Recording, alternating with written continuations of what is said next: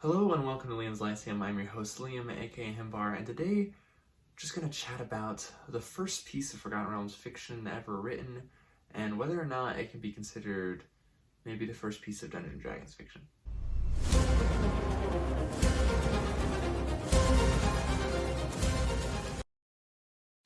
Okay, so today I have a lot to say. It'd probably get rather rambly at some point, but to start it off, there's a story called One Comes Unheralded to Zirta, and this is a 1967 short story written by Ed Greenwood. You can find it in the Best of the Realms 2, since the first one is stories by R. Salvatore. The second one is stories by Ed Greenwood. I believe there's a third one of stories by Elaine Cunningham as well. And this is actually available in audiobook as well.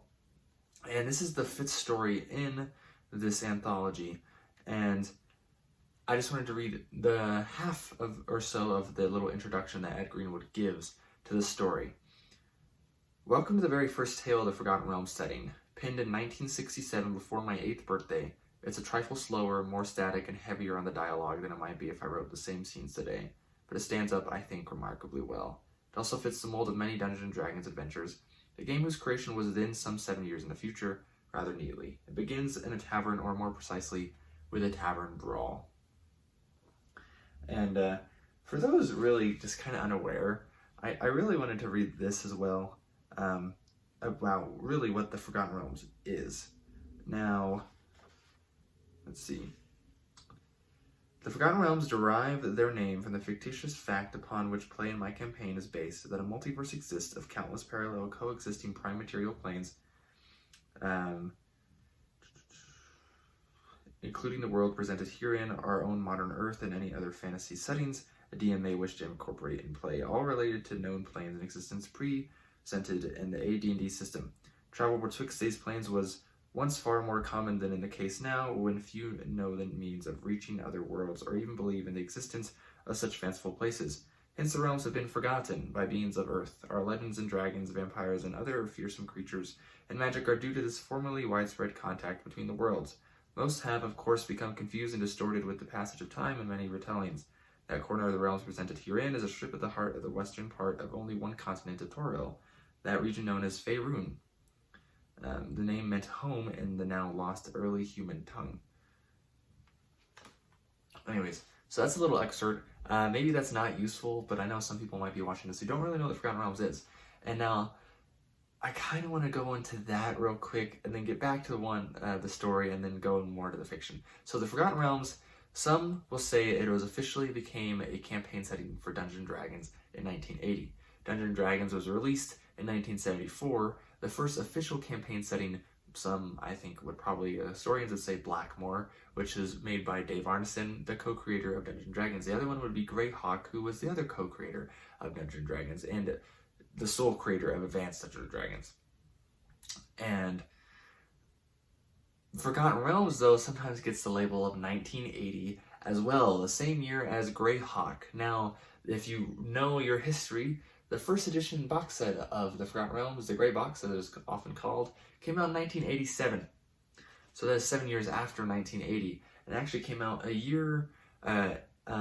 came out when TSR was getting away from Gary Gygax, who had left the company, and his official setting was Greyhawk, and that was the big setting they'd use. Blackmore wasn't used for just about anything, really, actually. So Greyhawk was the big one. And they're like, look, we need a new one. And how about Ed Greenwood's setting, the Forgotten Realms? He talks about it in Dragon Magazine. And I believe that's where they might get that 1980 number. I actually couldn't figure it out, because I know Ed Greenwood contributed a lot to Dragon Magazine, or in its earliest issues, it was just called The Dragon. And in I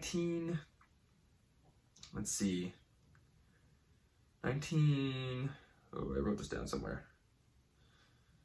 So 1979, late 1979, Ed Greenwood wrote his first article about a monster called a Cursed. It's actually pretty interesting, but I won't go into it here. And that's his first article.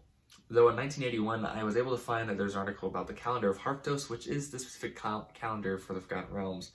And in 1982, he started a column that would last, I believe, for several years, that has Elminster in it. That's 1982, so maybe there was something that's specific to the Forgotten Realms in 1980 for that being that date that I've seen before, but I'm not 100% sure on why that's the date actually. Now, so if you look at Forgotten Realms and not as a Dungeon Dragon setting, obviously the first story was One Comes Unheralded to Zirta, because why? It was written in 1967 when Ed Greenwood was not quite 8, which is crazy to think about. Now, some might say, no, it wasn't the first because it wasn't published until 2005. I see it kind of in a similar way why we have like the Children of Hurin or most of Tolkien's other works, even the Silmarillion. They were published after he died, you know, and so like now Ed Greenwood is still alive and kicking, you know what I mean?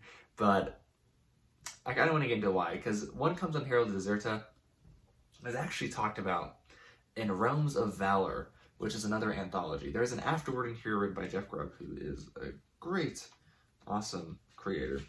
But there's the beginning of it, near the beginning, it says, the realms began in the fertile mind of Ed Greenwood and predates Dungeons & Dragons role-playing itself. As a young boy, Ed was inspired by the works of many fantasy writers, including Lord Dunsany and Fritz Leiber. Ed loved the fact that most of Leiber's high fantasy stories shared common characters in a common world, with each new story, familiar faces and places reappeared, creating a long-standing, fully developed living world. And then it says, Ed's own nascent writing sought to string together his adventure stories in a similar setting. Ed reports that his first story attempt, written at the tender age of 8 winters, that says 8 in this one, right? It also gets something else that is slightly not the same as in The Best of the Realms 2 says, and it says, was situated on the Sword Coast, a lost epic titled One Comes Unheralded to Zirta. It was, by Ed's own description, a horrible example of the Bronze Barbarian school of writing, and both the story and Zirta itself have long since disappeared, the latter falling into the sea. And it mentions again that this was actually before Dungeons & Dragons. Now, I will say that this is kind of interesting, actually. It's interesting to read both accounts. One is Jeff Grubb, secondhand. One is Ed Greenwood, I think a little over a decade later, actually, but it was at least several years. And Ed Greenwood is the actual author, of course, right? If we go back to the actual story, Zirta is a small city or a town that is on the Chianthar River, which is the river Baldur's Gate is on, for those who know Baldur's Gate but don't know the Chianthar River. And it's actually right across from Scornubel, which is another city, and apparently it is now part of Scornubel. If you know Forgotten Realms, you've probably never heard of Zirta. And so that's definitely not the sea. Didn't fall off into the sea.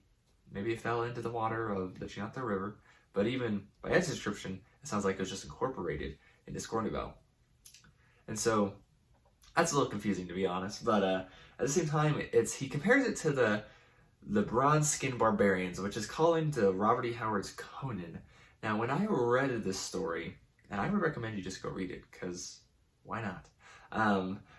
It's a nice piece of fantasy history, really. It is very much a sword and sorcery story. In some ways, some might have a problem calling it sword and sorcery because it's really low on the action. But I think it's very interesting because it starts off with 2 characters, and these are Forgotten Realms characters, and you kind of can tell that he was trying to write it seemed like, to introduce characters from separate parts of this world he had created. Because first walks in Mert the Moneylender from Waterdeep with his buddy Durnan, and they beat someone up. Well, really, Mert beats someone up, and Durnan shows up afterwards, and he's like, yo, I didn't get any fun from this, or whatever.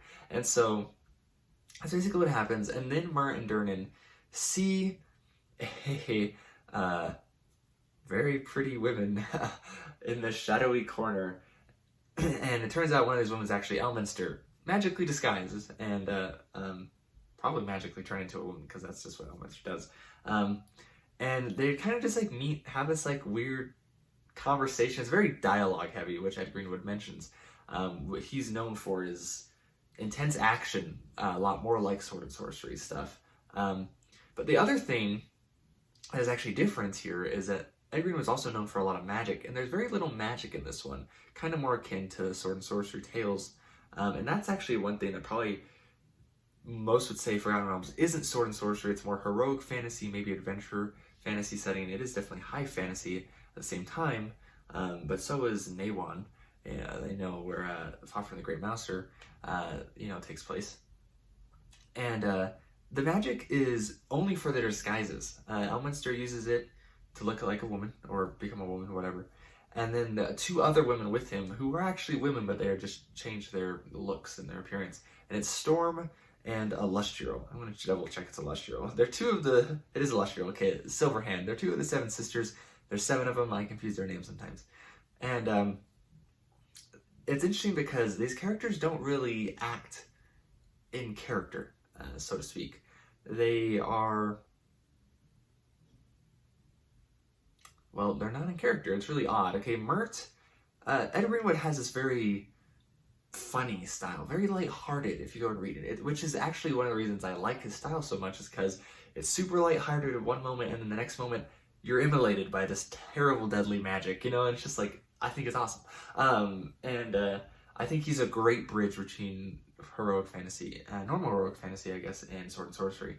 But that being said, these characters are very much aloof, kind of darker in a sense. Mert isn't cracking really any jokes. Durnan, I mean, like, maybe it's funny in some dark sense, you know, like, I was winching up the place and you know, I didn't get to help or whatever. And then Elminster's not like his funny self like he normally is. Storm and Illustrial are a lot more sensuous, I feel like, a lot darker. They almost seem like they could be, I don't know. I guess that a lot of times they walk around naked, and a lot of these characters walk around naked in Ed Greenwood's later stories, but here it seemed like he was trying to imitate something like Fafhrd and the Grey Mouser, if I were just to be honest. Not exact copies, like I can't exactly see a Conan pastiche in there. Mert's a fat moneylender, like fat, you know what I mean, not just big. And Durnan, I actually don't know a lot about a Durnan, but he is the proprietor of the Yawning Portal Inn, if you were not aware. And so it seems like it's just an interesting meetup. And I love that he included it in there, because it really, in some ways, doesn't fit. These characters, they don't seem to fit. The dialogue is really heavy. It does actually, funnily enough to me, it does teach a very Greenwoodian lesson, which, in my opinion, Greenwood teaches these lessons that you kind of get near the end of his story sometimes. And in this one, it's a good thing to come unheralded. You know what I mean? Like, just to be quiet, you know what I mean? You're not going to cause a mess, right? And the idea there is Mert specifically really walks in and someone's like, I don't like you. And so the guy gets the crap beat out of him because Mert, of course, is stronger, you know what I mean? But then you have Elminster and Storm and Laryl sitting quietly in the corner, not bothering anyone. And then you also have the other the 6th character, who doesn't appear in nearly as many of these other 5. But that is Phil Farrell Oberskier. She's the Queen of Cormyr. Now, for those curious, this takes place in 1339 DR. The first edition starts in 1357. If you're playing 5th edition, you're like in the 1480s, so over about 150 years later. And most of these characters are actually alive still in 5th edition. I think the only one who's not actually is the Queen of Cormyr. The others are supernaturally aided somehow. I don't know how Durnan and Mert are alive, but the other ones make sense. And it's just interesting to me because it's like, this is obviously the first Forgotten Realms piece of fiction, right? But at the same time, it's not, right? Like, Darkwalker on Moonshade by Douglas Niles, which came out a month before The Grey Box, is the first piece of Forgotten Realms fiction, because it's the first published one, right? We don't have One Comes Unheralded Zirta until 2005, technically, right? But at the same time, when I look at something like The Children of Hurin, I'm not thinking, oh yes, that 2007 book. No, I'm thinking that's 20s aughts book, essentially, right? That's like, at least initially, that's what I'm thinking. And, I mean, as far as its effect on the genre, it doesn't exist, you know what I mean? Because, like, if Children of Hurin had came out then, you would look at, like, The Broken Sword and think, oh, maybe Paul Anderson had been inspired by The Children of Hurin, but he couldn't have been, right? And so no one was being inspired by One Comes Unheralded Zirta until recent years, if anyone at all. That's just an interesting concept to me, because what separates D&D fiction from other types of fantasy fiction? Because I would say that we have D&D fiction, which is, before it, we have Sword and Sorcery, right? And Sword and Sorcery, I would argue, is the biggest influence on Dungeons & Dragons. You have it mixed with Tolkien, though, of course, and then from that you get D&D fiction, but literal D&D fiction, you know, it has the D&D logo on it, which we don't get a lot of these days, like the past 7 years or so, there's been very little. But you know, you still know what I'm talking about. And actually, in those past 7 years, because of that void of D&D fiction, and the increase in popularity of D&D, we've gotten more fantasy inspired by D&D. And you can take that as you will. I don't want to get into that discussion so much right now. But it's interesting to me because, like, would you consider this D&D fiction? It's published in 2005 when The Forgotten Realms was considered a Dungeons & Dragons campaign setting. So is it retroactively a Dungeons & Dragons story? What makes a Dungeons & Dragons story a Dungeons & Dragons story? The Dungeons & Dragons logo? Because if you read something like Saga of Old City, which is very much inspired by Liber, and then if you read like even the later books in that Gord the Rogue series, it even gets a lot more inspired by the Eternal Champion by Moorcock. You know, those are two big sword and sorcery guys right there. And that's very different from Margaret Weiss and Tracy Hickman's Dragonlance Chronicles. Very, very different. The latter is heavily Tolkien-esque, right? It's very inspired by Tolkien's stories. And that's okay, you know, right? But at the same time, it's just like Gygax had created this world forever ago. Like, the first official piece of Dungeons & Dragons fiction is a story called The Gnome Cache. It is considered a novella. It was serialized in the Dragon magazine, issues 1, 2, 3, 5, 6, and 7. And it was technically incomplete as far as I'm aware. I think it was supposed to be a full novel. That's how they introduced it, actually, in part 1. But it's like a proto-Greyhawk, kind of. Greyhawk wasn't published until 1980. And so it mentions Earth, which is Earth, right? But it mentions it's like very similar to Earth. Like, the geography is almost exactly the same.